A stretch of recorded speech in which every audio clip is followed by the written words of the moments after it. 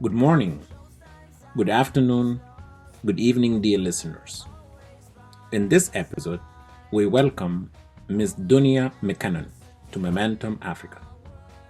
Ms. Dunia Mekonnen is human rights lawyer and gender advocate on Ethiopia and East Africa. So welcome, Ms. Dunia.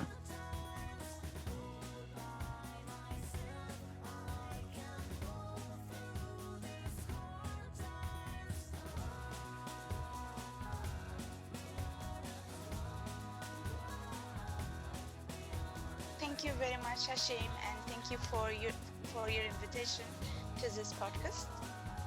Oh, you're welcome. It's my pleasure to have you. Let's begin with if you can share with us and our audience and about your incredible life experience that you have, which have inspired you to become a human rights lawyer, but also a gender equality advocate for women in Ethiopia and East Africa in general. Thank you very much, Hashim. I would love to thank Momentum Africa for this extremely important podcast, and the theme of which is really very important for us Africans. I began my work on human rights and gender equality in Ethiopia back in 2008 after graduating from law school. And what actually inspired me to start my work on human rights and gender equality is my experience as a law student at Bahir Dar University, Ethiopia. In Bahir Dar, we used to have what we call human rights moot court competitions. These competitions focus on economics, social, and cultural rights. We normally organize them between the different batches in the university. That is, the third batch, competes with the fourth batch. The second batch competes with the third batch on issues that are relevant to Ethiopia, particularly issues of economic, social, and cultural rights, including the right to housing, the right to health, and the right to education, which we really had some problems back then. I'm talking around 2008. Of course, the issues still exist, and because of the moot court conditions, we actually raised the awareness level of students on human rights issues, on accountability issues, on the normative frameworks on human rights, and what kind of obligations governments have in terms of respecting and also promoting human rights. And this inspired different youth members, different students, to become human rights lawyers, to become human rights advocates on Ethiopia and also on Eastern Africa. This is the first I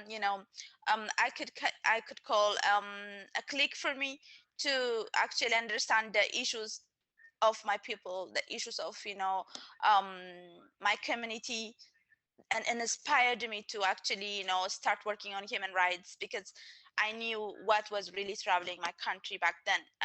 But also at personal level, at household level, I actually saw the importance of education, especially for women and girls in Africa. I was raised by a mother who never went to school and a father who was well educated, and the difference was really very visible. Even though my mother was the one that inspired me to go to school and to be well educated, I have seen the challenges you know of not going to school, especially for women and girls. And because of that, I actually decided to work on gender equality and the empowerment of women, and I did so after graduating from law school back in 2007. Uh, the issue of education has been front and center, it seems like, from what you have just said. And as an advocate and a lawyer working on this plethora of issues that you have just outlined, and as a leader, how how has your experience shaped up from that time on? In terms, have there been some patterns of successful strategies that you've witnessed in the community, or things that you have try to encourage, but also things that you amplify to address some of the challenges that women face in Ethiopia, but also in East Africa, generally speaking? Yeah, that's a very good question. Yes, I believe, after observing those challenges myself, and also, also understanding the benefits of education, I personally focused on like education. I was personally, giving more time and also more commitment to education, because I believed, changing myself is changing my community and also my country, in terms of, having, well empowered women in the country, as well as in the region, in the Eastern Africa region of Africa. And then also by empowering myself, especially through education, I tried also to empower other people, and especially other women and girls. Upon graduating in Bahir Dar from the law school, my first job was to work as a pro bono lawyer, as a volunteer for the Ethiopian Women Lawyers Association. And the role was to advise women, to provide legal counsel to women who are, very poor, who don't have any income, and who cannot hire, a lawyer for themselves. And what we've tried to do is to support them through education and through information on how they can actually pursue, the legal route, if they want to go to court, if they want to get legal advice on issues of, maintenance, on issues of custody, on issues of child support at the time, because most of the women were uneducated and also very poor, and could not, pursue those things by themselves. So I started with the Ethiopian Women Lawyers Association back in 2007 after graduation. And then, I actually pursued my education and joined later on with different organizations, took on leadership roles. I joined an association called the Action Professionals Association for the People. It was and the number one human rights organization in my country, Ethiopia, that worked on the whole spectrum of human rights, including civil and political rights, as well as, economic and social and cultural rights. And through that position, I was able to train, lawyers, to train paralegals, to train judges on, their legal responsibility, especially in promoting and protecting child sexual abuse in the country, by going through different parts of the country, in the rural area particularly, to raise awareness about child sexual abuse and, the rape of women, and also other types of violence against women and children in the country. And I believe that was because I went to school and, I got a legal education. I went to school and learned about women's human rights, learned about child rights, and etc. So education contributed to most of the leadership roles I had. As I tried to mention, after taking some of the positions with local civil society organizations in my country, I later joined the United Nations system. And my first job was to work as a program officer on ending violence against women with UN Women. And the job was to launch what we call the Africa Unite campaign to end violence against women and children. This was actually the UN Secretary General's campaign on ending violence against women in Africa. And it was planned to end violence against women in 2015. And I launched the Africa Unite campaign in Ethiopia, and tried to, commit the Ethiopian government so that they have a political commitment to end violence against women in the country. Um, you know, um, and we have got several commitments at that time, I remember, from regional and, also federal governments to end violence against women in the country. And that worked. And my work with UN was not limited to supporting some of, the initiatives of the UN Secretary General, but also supporting local CSOs. There were different local civil society organizations that provided what we call, survivor-focused services for women and children who are raped and who were sexually abused. These local civil society organizations provide shelter, they provide hotlines, they provide education, they provide, clothing and etc. And in my work with UN Women, I supported civil society organizations who are providing those services to the vulnerable, and especially to women and girls who went through sexual abuse. And also I took on a leadership role with UNICEF and worked on child protection issues. I actually worked as an alternative care expert with UN Women. And this role was, supporting the work on alternative care. Alternative care is to mean that, for instance, if a child doesn't have a family, how can you support a child to be, to be raised in an environment that looks like a family, or that's kind of similar to a family environment? And I designed and developed different tools for, sponsorship, foster care, and also institutional care in my country, so that children can get better, services from institutions, from also if they go through the adoption process, how that adoption process should look like, and how, human rights should be integrated into the adoption process in my country. My last role before I come to the US was with the UN Human Rights Commission, with the UN High Commissioner for Human Rights, Eastern Africa Regional Office.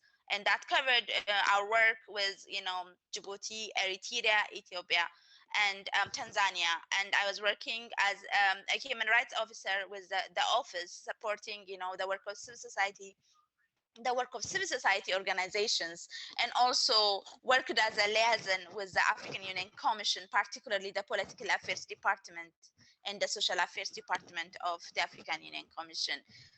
So these were some of the leadership roles, but at local level, I was also participating as a member of the Law Students Union. I was a member of the Addis Ababa Youth, Addis Ababa Youth, also supporting volunteer services, especially during summer times. We used to provide free education for children who cannot pay for education, who are very poor in their academic performance, and who needed more support from us in terms of free education, in terms of providing them with books and other informations to make them more empowered, because they normally go to public schools and they couldn't perform very well. And these were some of the volunteer works I did. But in terms of my leadership role before I come to Georgetown, to USA, I was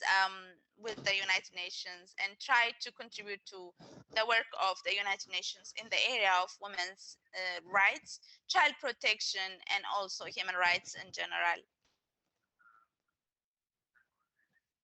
This seems to be very, very busy leadership roles that you've had, that ranges from Ethiopia in the local level, working with this woman volunteering, and working in Tanzania for the UN, and moving to Georgetown to pursue your graduate degree. So obviously, as a leader, we often look up to someone who might have mentored you, people who have opened the doors for you throughout this successful leadership roles that you've had. So if you can pinpoint 2 or 3 examples, and how they have managed to shape your leadership style, and give you the confidence to be the change maker that you are today. Thank you, Hashim. So after coming to Georgetown, I actually was able to join the LLM program of Georgetown University. That's the National Security Program of Georgetown University. And I was the first person, the first woman, African Ethiopian woman, to be provided with the opportunity to study the National Security LLM program of Georgetown University as part of the Women's Law and Public Policy program of Georgetown Law. And that was really a very fruitful, and also very, as well, it was as well, it was both fruitful as well as very challenging, because I was never accustomed, or had no familiarity with the US legal system when I joined the National Security LLM program of Georgetown University. But especially the program's director, her name is Tina Zimmerman. And she really was very encouraging during my time at Georgetown University in terms of me pushing for scoring good results in my LLM program, and also encouraging me psychologically to be tougher, to actually understand the challenges, and also get to know the US system better. And she helped me very well in terms of performing very performing very well during my study at Georgetown University. And I would really want to mention her name in this regard. I also would like to thank my professor at Georgetown University, who is actually leading the Women's Law and Public Policy program, and who is also currently leading the Women's Law and Public Policy program.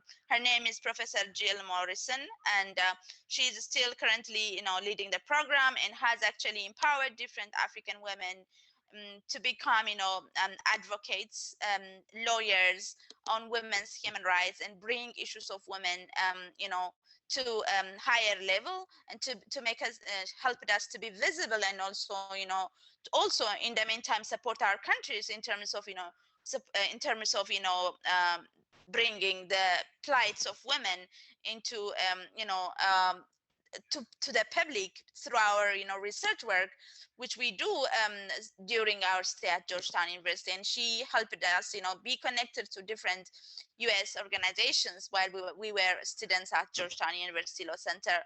And I really want to thank her.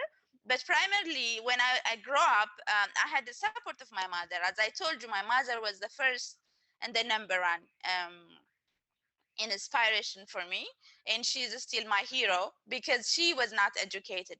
But even though she was not educated, she actually inspired most of us to go to education. One thing that I didn't tell you is that I am the first child in my family to go to higher education.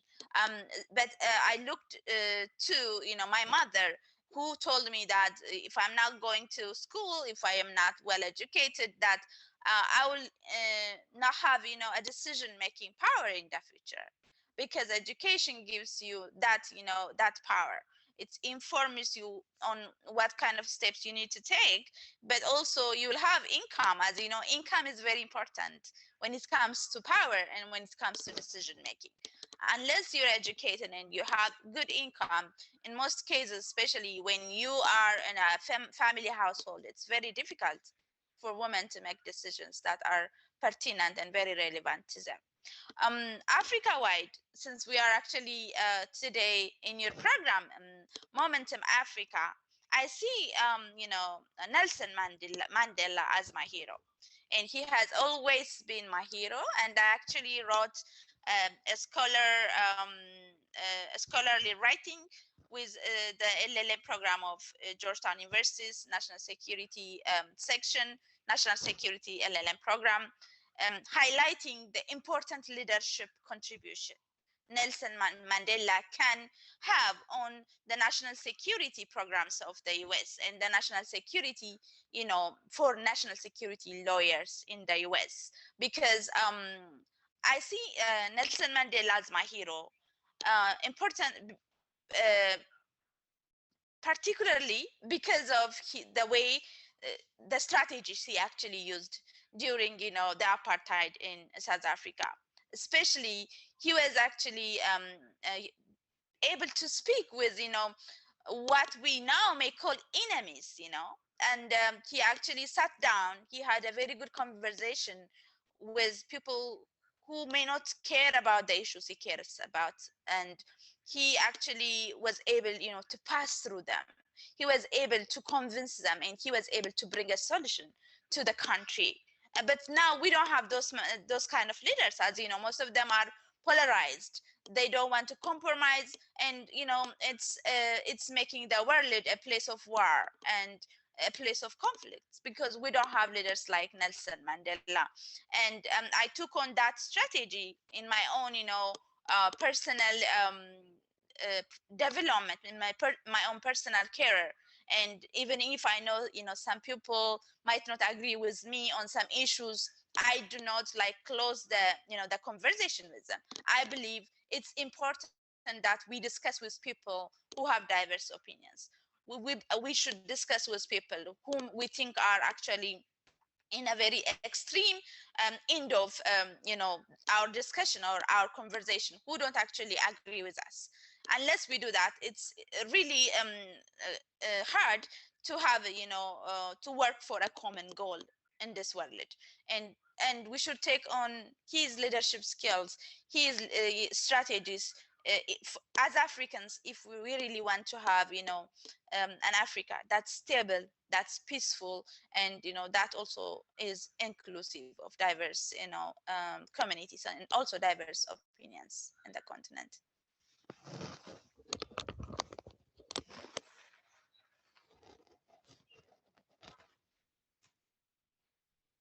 Nelson Mandela is your role model, and your mom is the first person that have ever instilled the the ethics and leadership qualities that you have. Yes. I do certainly.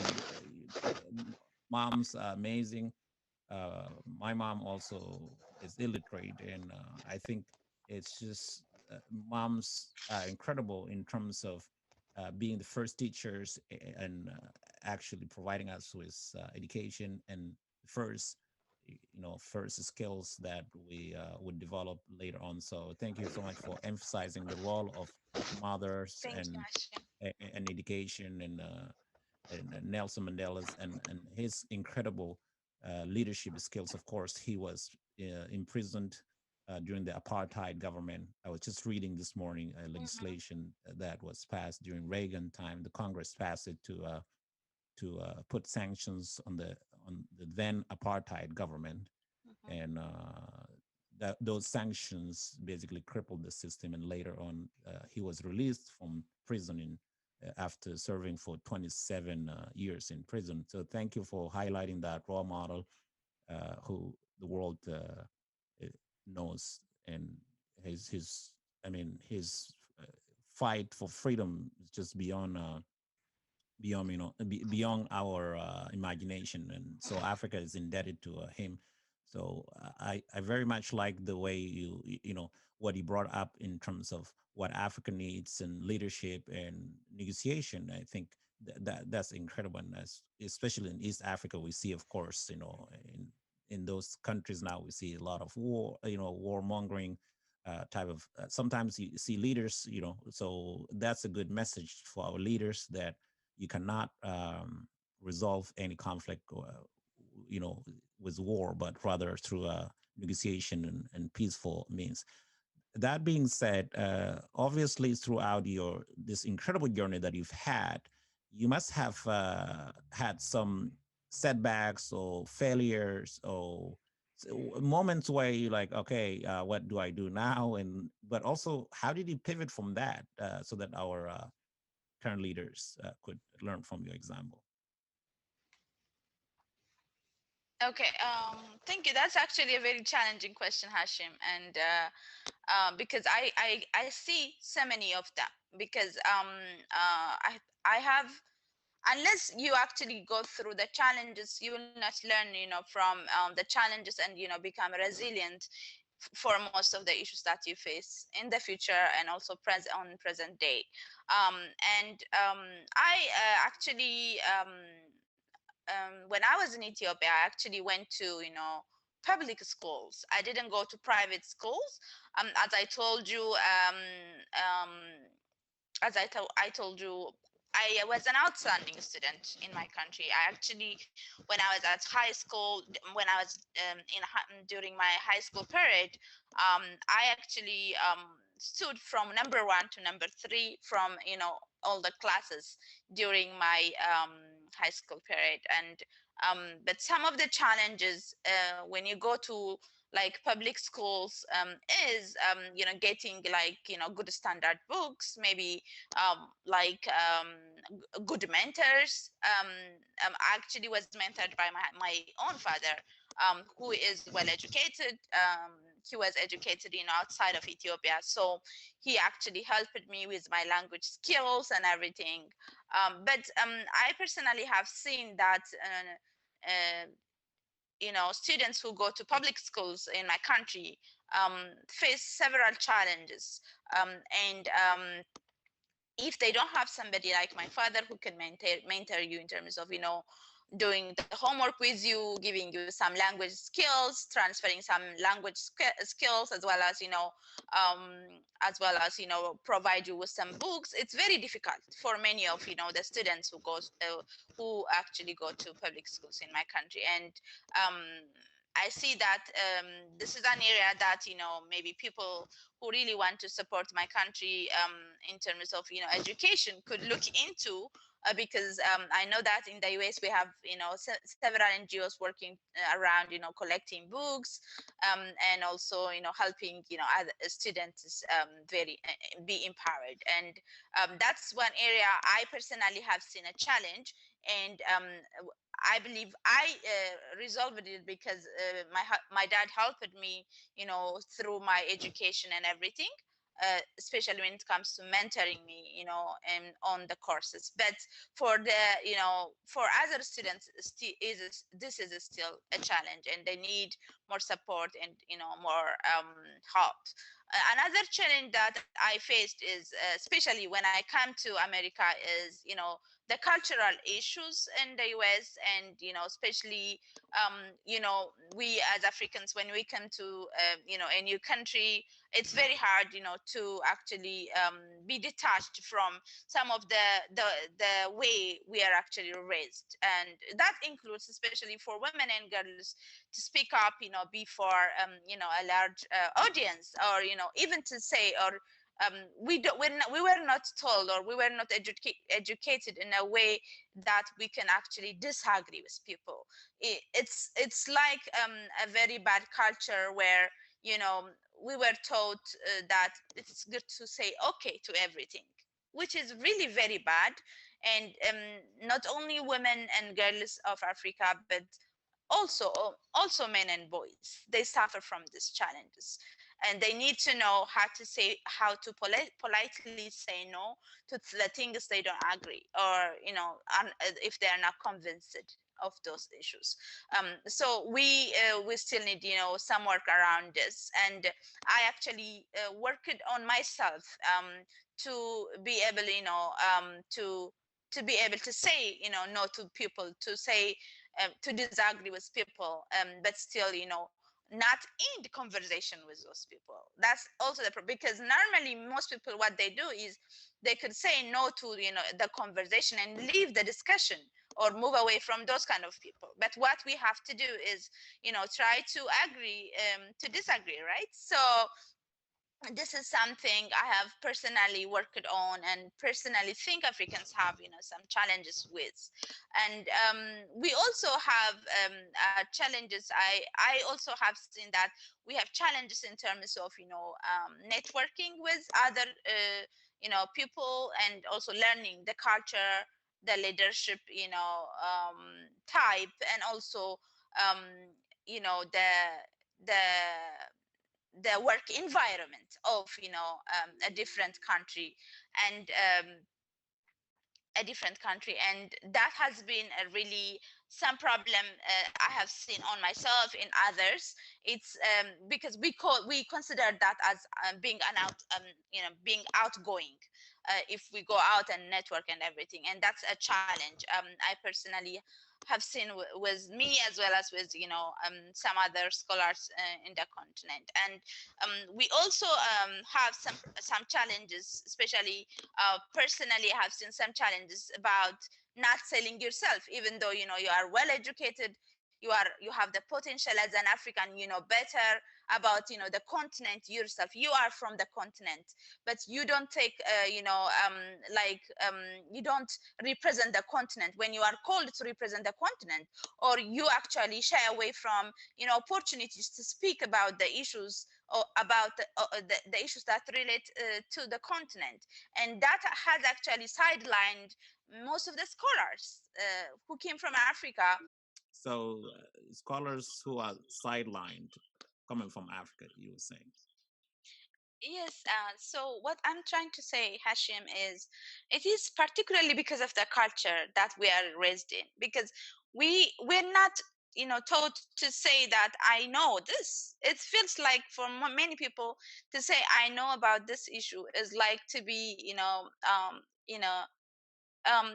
to be very outgoing, and we were not appreciated in our community when we said this before in our own community.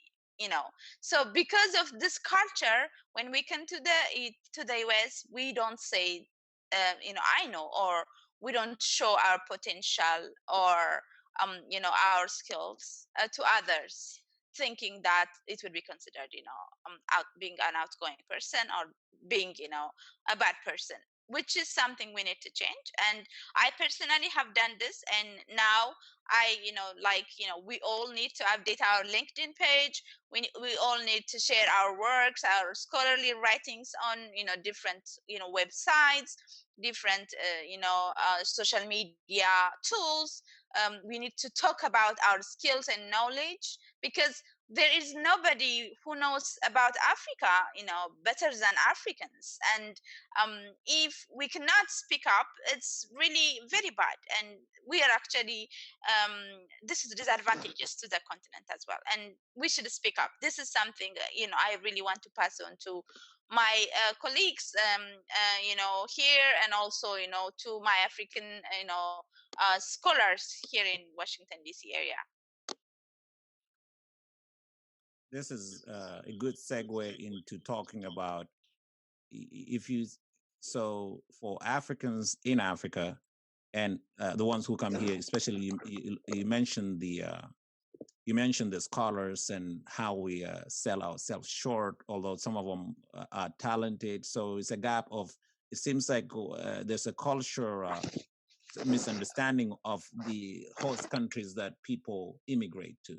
And so it's an issue of how do you sell your credentials, how do you position yourself, but also you brought up the networking. I certainly can connect to that too. When college, Africans or non-Africans, there's a methodology that you and the steps and the strategies that you have to follow to sell your skills. And I very much relate to that too, because it's our African way or culture whereby you don't challenge authority. And we taught, especially for women, you cannot raise your voice, and for boys too. There's certain ways of good behavior and bad behavior. So thank you so much for highlighting that, and so giving this in a way that's an advice that people can relate to and they can work on. We all have to work on this different issues that are important for today's market. That being said, yes, just to add on that, Hashim. So we are actually raised in a way that we are actually we end up being afraid of authorities, as you mentioned. And even when we want to give feedback or comment on authorities, we are very afraid. But we can give a constructive feedback to authorities so they can actually change, right? The any authority, there is no perfect authority. Even we have seen what happened in the US recently, right? So even in a country where you believe there is democracy, there are challenges. So for instance, in my own area of field, that's the legal field, people are afraid. Most people do not want to be seen as opposing authorities. But this is not to mean that you hate your country. If you really want to change your country, you have to provide constructive feedback for your country's benefits, for the sake of your country. And that should change, not only for on maybe what we call democracy or human rights issues, but in other areas as well, including sustainable development goals. I actually work as part of the African Working Group on Sustainable Development Goals, starting from 2015. 2014, 2015, where we had the post MDG goals discussion in Africa with the UN Economic Commission and the AU, and I am a part of the CSO working group. We normally talk about why Africans' voice should be heard at higher level. and that Africans should speak about issues related to, for instance, illicit financial flows that actually move away from Africa and go to different places where you have corruption in the countries, and most of the countries in Africa. But people, when they speak about these issues, most of the time they are afraid. Of course, because as you know, we have authoritarian governments in most African countries, including in Eastern Africa. But that should change, and we should be able to provide constructive feedback to our country's system, to our own authorities, so we can have a very different country, so we can benefit our country as well. That's what I think. Agreed that change cannot come with people not expressing their views, and this is a good advice for current leaders and future leaders, that you have to seek the change that you want to see in the world that you live in, particularly in these countries that we all come from, that they could do better if people push them to have more accountability, but also to root out corruption. So as someone who have worked in these different leadership roles, what would you say that your leadership style is? I think you alluded to it in various areas, but if you can crystallize it, what would it be, if you would say, your secret sauce for leadership skills that we would seek to have in African countries?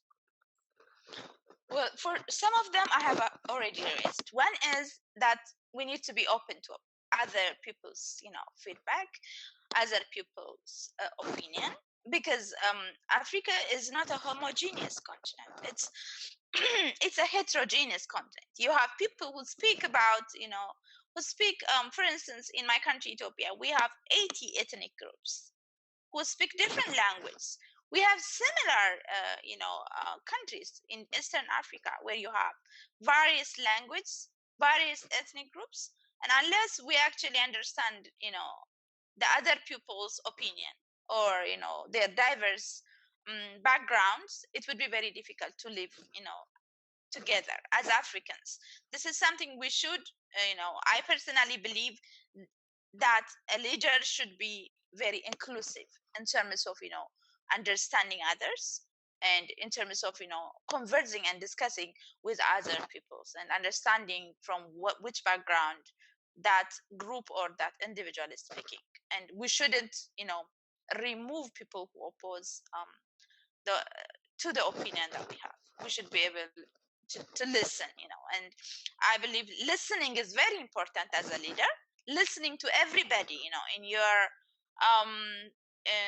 area, it could be in your office, right? It could be, if you are a teacher, as a teacher, you should be able to listen to all students. And as a leader in a country, you should be able to listen to everyone else in your country, including women and girls.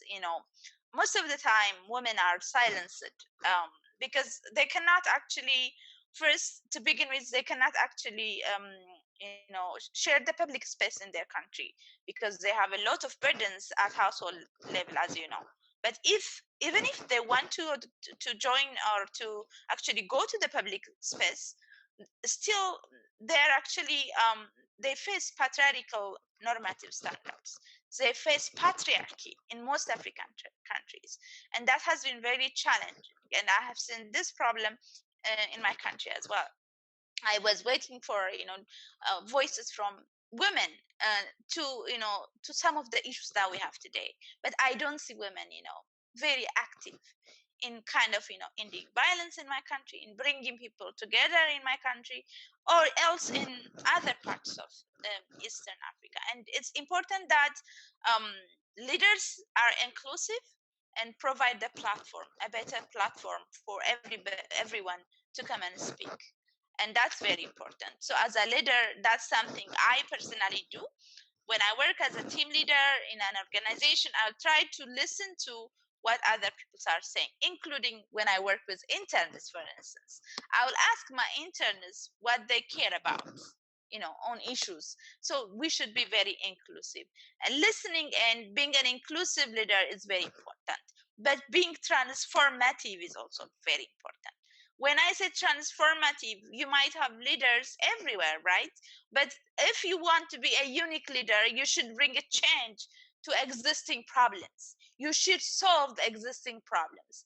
You shouldn't add, more challenges and more problems to existing problems. You need to be the source of a solution, and you need to be, unique. You need to be very creative. You need to think out of the box. It's not always what the society, thinks. Maybe what the society thinks is now working, right? Maybe you need to actually bring some ideas from other countries. Maybe you need to bring some ideas from other places. And so I believe being transformative is very important. Thinking out of. Yeah, please. Yes, I'm listening. So as I said, it's very important to be transformative, to try to be unique, and also to learn from others. I personally think, education doesn't end. You learn from others, even if you are old, and you should be open to, learning from others. And you will always get something new from others. You will understand, maybe you will learn about a different leadership, a strategy, a model from other countries. What Africans also miss is, even if we have, some democratic countries, as you know, in Africa, especially in the Southern Africa, we don't share experience with each other. We don't learn from each other. From each leader can actually be a thought leader for the other leader in the continent. But this has been missing. We don't have experience sharing platforms. We don't have, a mentorship platforms that are, very strong, that could actually empower our leaders. And that's really missing. And I think that's very important. Thank you for this passionate advice for what a leader ought to be: transformative and actually listening to others, and not to be afraid to entertain others people's views, particularly the minorities in our society, women, and give them that space so that they can also contribute to the well-being and transform our societies. In a final thoughts, what's going on in your mind in terms of the state of affairs in the world, in Ethiopia and East Africa? And we all know that this pandemic going on, and then we would conclude. Well, a lot of things are happening, Hashim. The start of the COVID pandemic has been actually impacting not only Africa but the world. I was really so sad to see the US being, the first country actually to have, like, to see that much adverse impact on the US with the pandemic was really very scary for me, because I expected the US healthcare system to be better than, most countries in the world, including Africa. But I have seen a lot of people, die, including, my colleagues, Ethiopian colleagues and friends at an Ethiopian church, which has been very, very sad. And I have been volunteering with some groups in terms of providing, legal information about what they can do if they are, infected by COVID, if they need unemployment benefits. I was raising awareness on, immigration issues during the COVID pandemic. But we also have wars in different countries. I want to focus on, in Africa, we have Nigeria, as you know, who is still, having the middle belt crisis. We have issues of freedom of expression in the country. We have, Boko Haram in the continent, still, affecting the peace and stability of Nigeria, as you know. And we have Cameroon. We also have now Ethiopia, where you have, had conflicts in. We're currently, actually in a state of emergency in the Tigray region of Ethiopia. And as I tried to mention before, I don't think, conflicts will solve existing problems, long-standing problems in our continent, in Africa. And we actually lack, the strategy for leadership. We lack strategies for discussions, especially, I want to pinpoint to young people in our continent. Young people in our continent should not be, the targets, or should not be used as targets for what happened in the past. Young people should think out of the box about today, because most of the continent's young people are well educated. If you see most of the conflicts, it's the young people who are affected by the conflicts, but who are used by political parties and political elites for the purpose of enforcing their strategies. It's the young people. And the young people today who are educated, who can think out of the box, should lead the continent, should have should take the power from people who think who are not actually bringing any solution to the continent. They should be given the opportunity to lead the continent. They should not be used by political elites and others to actually to the extent of distracting their own people, their own people and their own country.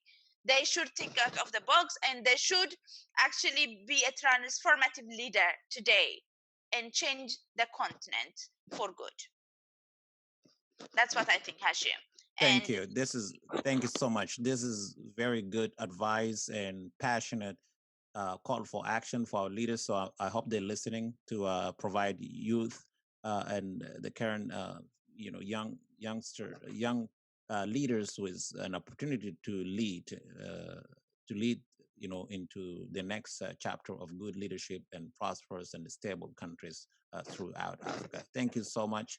Thank Dunia, you very much, Hashim. Mekonnen, you're welcome. I'm very pleased that we've had sat down and been able to have this very informative, lively, and energetic discussion. So if people wanted to reach out to you, where would they go to find you? Okay, I can put you want me to give them. So my email address is Dunia, DUNIATEGEGN @gmail.com. But they can find me on LinkedIn, Dunia Mekonnen Tegegn. And they can also find me on Africa Law, which is a platform of African lawyers writing about issues relevant to Africa. And I write about different issues on Africa, and they can find me there. I'm always open to creating new networks, and also open to consulting, providing pro bono consulting as well for Africa-focused programming on youth and women and children issues. Thank you so much for this great interview. Stay blessed, and thank you so much for our listeners for tuning in. And I look forward to seeing you next episode. Thank you so much. Thank you, Hashim, and thanks for Momentum Africa for the opportunity. Have a great day. You're welcome. Thank you so much.